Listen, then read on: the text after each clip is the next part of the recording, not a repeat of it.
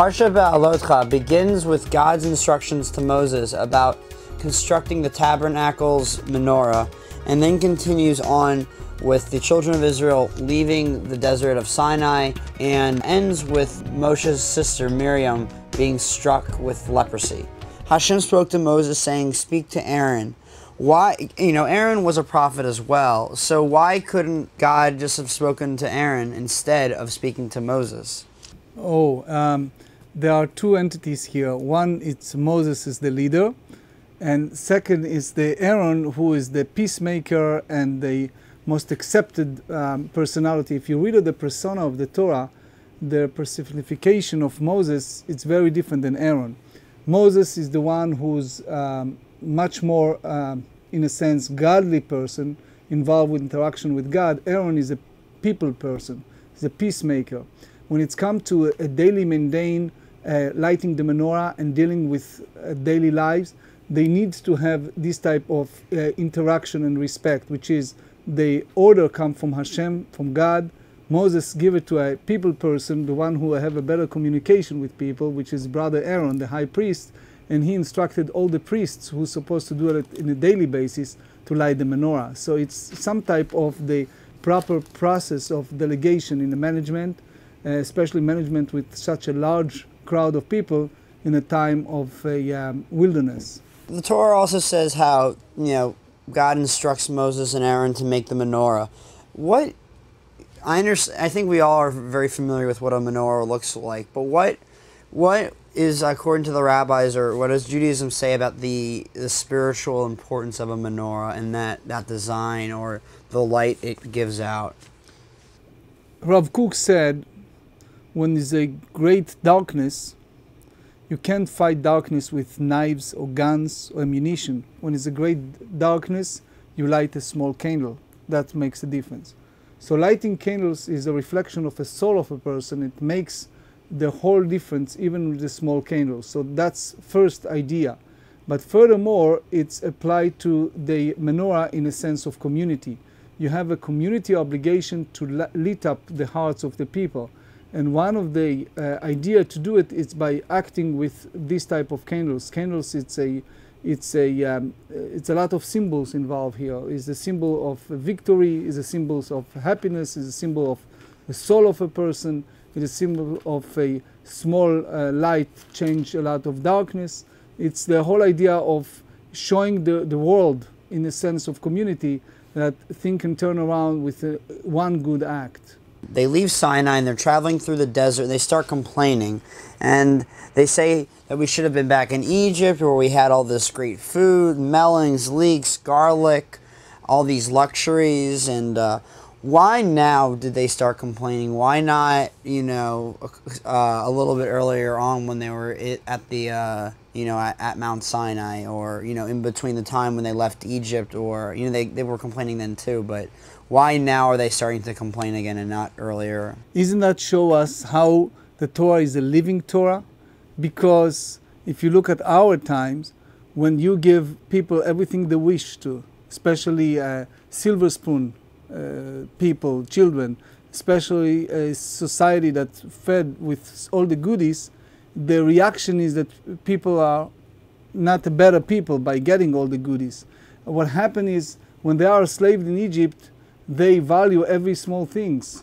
Now they have everything in the desert, they turn fat and became resistant, rebellious against all the goodness that they get. So it shows us that it's not only in the ancient time things happen, it's to this very day. The people never see the glass half full, and it's an issue that we're facing in every society all the times. When Moses hears about the complaining that the children of Israel are doing with, all the food they're missing out on from Egypt, he says, "Why have you done evil to your servant? Why have I not found favor in your eyes that you place the burden of this entire people on me? Did I conceive this entire people, or did I give birth to it? That you say to me, carry them in your bosom, as a nurse carries a suckling to the land that you swore to its forefathers." Why does Moses have this response at this point?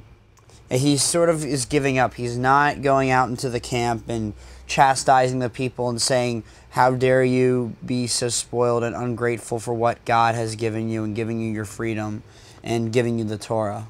The Torah demonstrates a different type of leadership. You see in the Torah the leadership of Abraham, for example. When it's come to leadership of Moses, it's a leadership that starts with the point of the burning bush when God approached him and asked him to lead the people. And he wasn't in favor of that. So it turned to a point that Moses said, I try so hard to help people. I try to give them my utmost, my very best. Yet things happen and I feel that it's out of my control. So in a sense, he said to God, either you come out and helping me, right? Or why you need me to have this position? I never look for that position. Maybe someone else will do a better job than me. After this whole episode with the children of Israel complaining about the lack of food, and then God responds, it's talking about these two men, Eldad and Medad, and how it says this, and the Spirit rested upon them. They had been among the recorded ones, but had not gone out to the tent, and they prophesied in the camp. The youth ran and told Moses, and he said, Eldad and Medad are prophesying in the camp. And then, there's a response that, Moses, you need to put these people in jail. And then Moses says, are you being zealous for my sake? Would that the entire people of Hashem, the people of God could be prophets if Hashem would but place his Spirit upon them. What is this whole episode about? I was kind of surprised at Moses' response to what they were doing, because in a sense, what Eldad and Medad were doing was presenting a challenge to Moses' leadership as the sole, prophet and messenger between God and, the Israelites. Okay. The key point here is the greatness of Moses. Here they are in the wilderness. He was the sole prophet. And you have this Eldad and Medad, two individuals that prophesied and did, in a sense, what Moses did all this time of leadership.